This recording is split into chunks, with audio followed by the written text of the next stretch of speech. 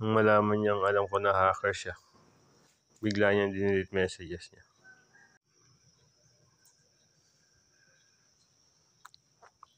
Guys, panoorin niyo to guys, napakahalaga.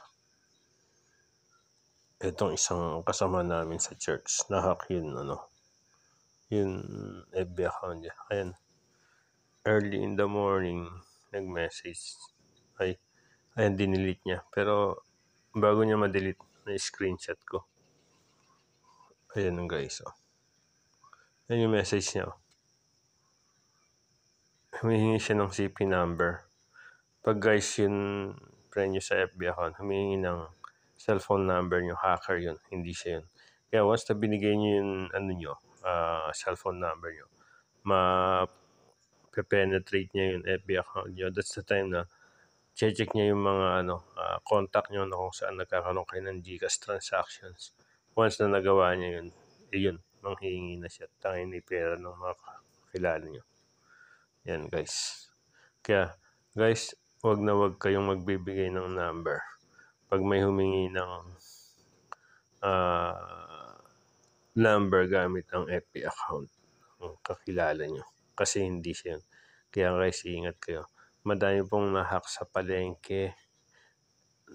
Madami pong na-scam sa palengke dahil sa estilo na yun.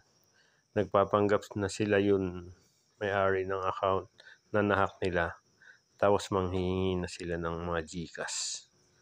Okay guys, ingat kayo sa mga hacker na yan. Basta ang dyan, pinaka clue lang dyan, huwag kayong magbigay ng number nyo. Pag may humingi, sure, hacker yun. Huwag magbibigay ng number. Ayan ginawa niya.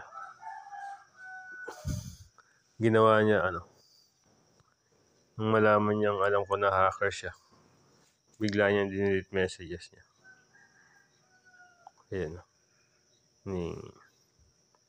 Kaya ayan, ingat guys sa mga mga kampo ng kadiliman. Kaya guys, doble ingat. Ito, early in the morning guys, anong oras? Ginawa ko to para walang mabiktima. Panoorin nyo guys to.